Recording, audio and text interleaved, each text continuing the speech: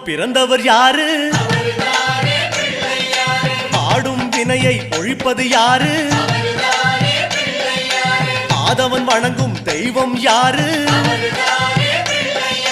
பூமியை தாங்கும் புண்ணியன் யாரு?